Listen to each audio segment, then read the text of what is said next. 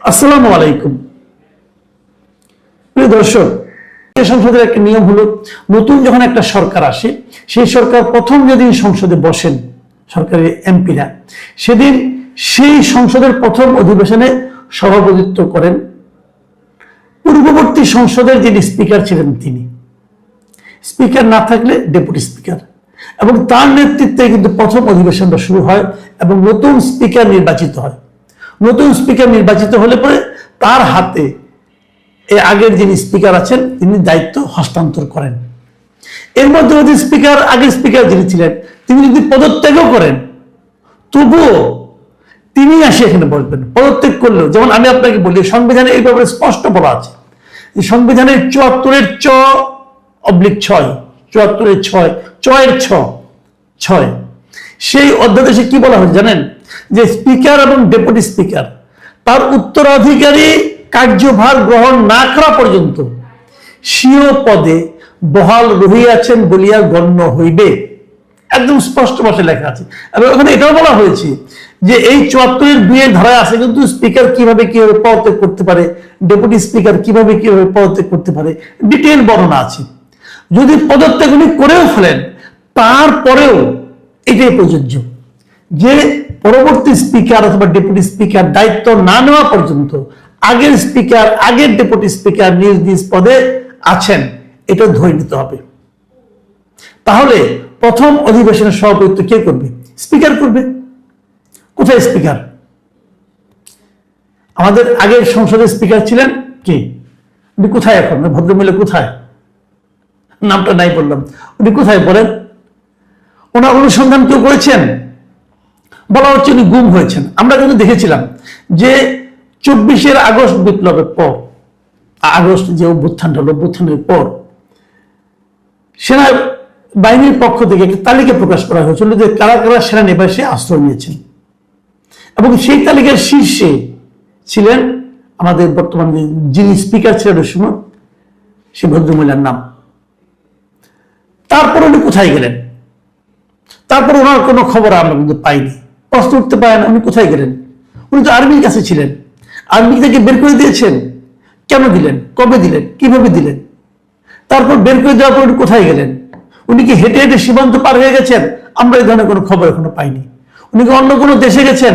Immigration আমাদের এই ধরনের কোনো ইনফরমেশন দেয়নি। তাহলে উনি কোথায়? উনি কি গুম হয়ে গেছেন? ওনাকে গুম করে ফেলা হয়েছে? আমি কিন্তু এই প্রশ্নগুলো করছি এখন। তাহলে অন্তর্বর্তীকালীন সরকারকে আগে স্পিকারকে গুম করে ফেলেছে? কোথায় তারা গুম করেছে? গুম কমিশন এটা কেন খুঁজে বের করে না? একজন লোক, তার কোনো খবর নাই, তাকে কেউ খুঁজে পাচ্ছেন না, সে কোথায় গেলেন? বের তো করতে হবে। আপনি যেমন আজকে স্পিকারে, যখন আপনি এই অনুষ্ঠানটা করবেন ১২ তারিখে, আপনি কি আগে স্পিকারকে খুঁজেছেন? আগে স্পিকারের ঠিকানায় কোনো চিঠি পাঠিয়েছেন? পাঠালে সেই চিঠির কি ভবিষ্যৎ হয়েছে, কি অবস্থা হয়েছে, চিঠি কেউ গ্রহণ করেছে? এগুলো তো আমাদের জানতে হবে ভাই। মানে গাইড যদি আপনি সব করতে পারবেন না। আপনি বলছেন, যেমন আমি বিএনপিকে বলছি, বিএনপি ওই সংবিধান সংশোধন পরিষদের সদস্য হিসেবে শপথ নেয়নি। কেন নেয়নি? বলছে সংবিধানে নাই। ওকে ফাইন, সংবিধানের প্রতি আপনাদের যে ভালোবাসা, সংবিধান মানার প্রতি যে মানসিকতা, এটা আমাকে মুগ্ধ করলো, ঠিক আছে। তাহলে প্রথম অধিবেশনটা করার সময় আপনি কেন সংবিধান মানবেন না? কেন মানবেন না? স্পিকারকে খুঁজে বের করেন, কোথায় স্পিকার? আচ্ছা ঠিক আছে, স্পিকার নাই, ধরে নিলাম স্পিকার গুমি হয়ে গেছে। তাহলে স্পিকারের অনুপস্থিতিতে কি হবে? Deputy speaker. ডেপুটি স্পিকার তো গুম হয় নাই।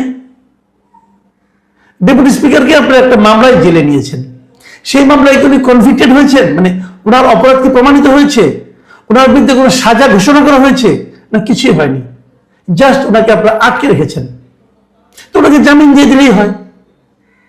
অথবা জামিন দিতে চান না, দিবেন না, তাহলে তো ওনাকে প্যারোলে নিয়ে আসেন সংবিধান, এই সংসদ পরিচালনার জন্য সংবিধান অনুযায়ী, সেটা করেন। আপনি তো তাও করছেন না। তাহলে এই যে হবে এবার, এর আগে সংসদগুলো আমার স্পষ্ট মনে আছে, একটা এরকমই রক্তক্ষয়ী আন্দোলনের মাধ্যমে কিন্তু এরশাদ সরকারের পতন হয়েছিল। তারপর 91-এ যখন নাকি খালেদা জিয়ার সরকার, খালেদা জিয়ার যে সরকারের বিজয়ী হলেন, তখন খালেদা জিয়া, বিএনপির লোকজন এবং আওয়ামী লীগের লোকজন তারা যখন সংসদে বসলেন, প্রথম অধিবেশনের সভাপতি কে করেছিল? এরশাদের সংসদের যিনি স্পিকার ছিলেন সেই শামসুল চৌধুরী। তো শামসুল চৌধুরী যদি সেবার করতে পারে, তারা তো একটা আন্দোলনের মাধ্যমে গিয়েছিলেন, তখন তো কোনো সমস্যা হয়নি। তো এখন এই মানসিক সমস্যাটা কেন হচ্ছে?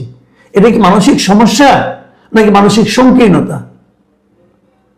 আপনারা তো আওয়ামী লীগের রাষ্ট্রপতিকে সহ্য করছেন, তাহলে আওয়ামী লীগের স্পিকারকে সহ্য করতে পারছেন না কেন? একটা সাংবিধানিক ধারাবাহিকতা রাখেন। আমরা জানি না এটা শেষ পর্যন্ত কি পরিণত হবে। আমি অনুরোধ করব, বিএনপির উচিত হবে স্পিকারকে শিরীন শারমিন চৌধুরীকে খুঁজে বের করা এবং ওনাকে রিকোয়েস্ট করা যে আপনি আসেন, আমাদের এখানে সভাপতিত্ব করেন।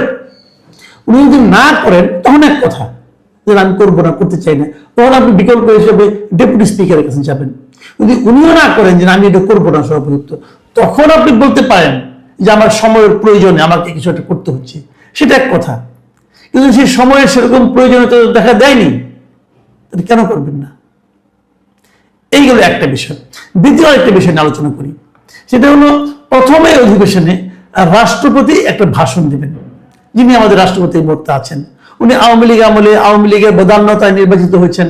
উনাকে ব্যক্তিগতভাবে অনেকে পছন্দ করেন না, নাও করতে পারেন, পছন্দ করেন না, না করেন, কিন্তু উনি তো রাষ্ট্রপতি, আপনার কিন্তু পদটাকে অনার করতে হবে।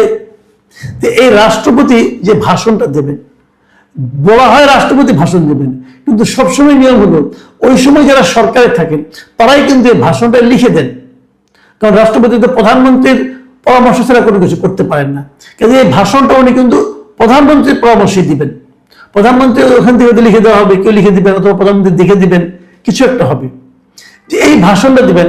এটা নিয়েও দেখলাম সংসদে যারা বিরোধী দল হচ্ছেন, জামাত আর এনসিপির জোট, তাদের মধ্যে যিনি এনসিপির যিনি আহ্বায়ক নাহিদ ইসলাম, উনি আবার বিরোধী দলীয় চিফ হুইপ বটে।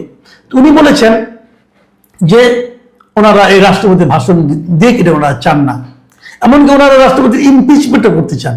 রাষ্ট্রপতিকে রাখা চলবে না, তাকে গ্রেপ্তার করতে হবে, এটসেট্রা এটসেট্রা।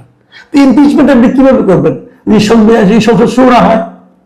আপনার তো মাত্র 6 জন, আপনাদের 77 জন। তো 77 জন যে জন যাতে ইমপিচমেন্ট করতে পারবেন না। আবার ইমপিচমেন্ট করতে গেলে ঝামেলাটা কোথায়? আপনাকে তো কারণ দেখাতে হবে, আপনাদেরকে কেন ইমপিচ করবেন এবং সে কি কারণে ইমপিচ করা যায় সেটাও কিন্তু সেই সংবিধানে লেখা আছে। সংবিধানে বলে দেওয়া আছে যে কি কি কারণ থাকলে আপনি একজনকে ইমপিচ করতে পারেন। আমাদের সংবিধানের 52(1) অনুচ্ছেদে কি বলা হয়েছে রাষ্ট্রপতিকে কিভাবে অভিশংসন করা যায়, আমি আপনাদের একটু পড়ে শোনাই। বলা হয়েছে, এই সংবিধান লঙ্ঘন বা গুরুতর অসদাচরণের অভিযোগে রাষ্ট্রপতিকে অভিশংসিত করা যাইতে পারিবে। ইহার জন্য সংসদের মোট সদস্যের সংখ্যাগরিষ্ঠ অংশের স্বাক্ষরে অনুরূপ অভিযোগের বিবরণ লিপিবদ্ধ করিয়া একটি প্রস্তাবের নোটিশ স্পিকারের নিকট প্রদান করিতে হইবে। স্পিকারের নিকট অনুরূপ নোটিশ প্রদানের দিন হইতে 14 দিনের পূর্বে বা 30 দিনের পর এই প্রস্তাব আলোচিত হইতে পারিবে না, এবং সংসদ অধিবেশনরত না থাকিলে স্পিকার অবিলম্বে সংসদ আহ্বান করিবেন। এর অর্থ হচ্ছে যে গুরুতর অসদাচরণের অভিযোগ আনতে হবে। আপনি কি অভিযোগ আনবেন তার বিরুদ্ধে? গুরুতর অসদাচরণটা কি করেছেন উনি, অথবা সংবিধান লঙ্ঘন যদি করে থাকেন তাও বলতে পারেন, হ্যাঁ সংবিধান লঙ্ঘন তো একবারই করেছেন এই অন্তর্বর্তীকালীন সরকারকে নিয়োগ দিয়ে। এরপর উনি যা যা করেছেন সব তো অন্তর্বর্তীকালীন সরকারের পরামর্শে করেছেন। উনি যে 133টা অধ্যাদেশ জারি করেছেন সেটা তো এই সরকারের রিকোয়েস্টে করেছেন, পরামর্শ করেছেন। তাহলে ওনাকে বিরুদ্ধে কি অভিযোগ আনবেন আপনি? এই যে বিষয়গুলো আছে না, এগুলো সমাধান না করে কেবল গাইড জোরে বললে তো হবে না। আপনারা যখন দায়িত্বে ছিলেন, আপনারা যখন উপদেষ্টা ছিলেন, তখন আপনারা যা ইচ্ছা তাই করেছেন, সংবিধান লঙ্ঘন করেছেন বারবার। সংবিধানে লেখা আছে যে বঙ্গবন্ধু জাতির পিতা। এই নাহিদ ইসলাম বলেছেন বঙ্গবন্ধুকে জাতির পিতা মানি না। উনি সংবিধান সংরক্ষণের শপথ নিয়েছেন, উপদেষ্টা হয়েছেন, উপদেষ্টা হয়ে উনি বলেছেন আমি বঙ্গবন্ধুজিকে জাতির পিতা মানি না। ওনার বিরুদ্ধে সংবিধান লঙ্ঘনের মামলা হওয়া উচিত। তখন তো আপনি বলতে পারেন না। আপনি সংবিধান চেঞ্জ করেন, অসুবিধা নাই কোনো। চেঞ্জ করার আগ পর্যন্ত সংবিধানে যা আছে আপনাদের একটা অক্ষর আপনারা স্বীকার করতে পারবেন না।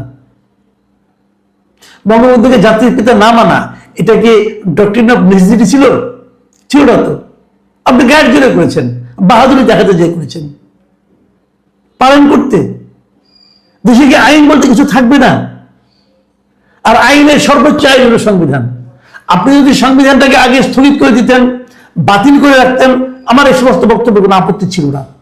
আপনি সংবিধানকে সমুন্নত রাখার শপথ দেন, নিয়েই আপনি সংবিধান লঙ্ঘন করেন, এর জন্য আপনাকে শাস্তি পেতে হবে, আজ অথবা কাল পেতে হবে।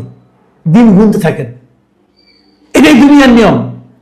আমি এই সরকারকে বলবো, যা খুশি করেন সংবিধান মেনে করেন, সংবিধান মেনে সংবিধানকে সংশোধন করেন, কোনো সমস্যা নাই। আপনি তো সুবিধা মতো আপনারা করেন, তাও কোনো আপত্তি নাই। কিন্তু যতক্ষণ সংশোধন না করবেন ততক্ষণ পর্যন্ত মানবেন। এটাই যত। আপনি যদি না মানেন, আপনি যদি আপনাদের ইচ্ছা মতো করেন, ইচ্ছা মতো রাখেন, ইচ্ছা মতো ফেলেন, তাহলে একসময় সাধারণ মানুষও কিন্তু বলবে আমরা এই আইনটা মানি, এই আইনটা মানি না, আমাদের ভাল লাগে না, কাজে মানি না। এই ধরনের তখন একটা অরাজক পরিস্থিতি তৈরি হবে। কিন্তু প্রিয় দর্শক, এখন এই পর্যন্তই। আল্লাহ হাফিজ।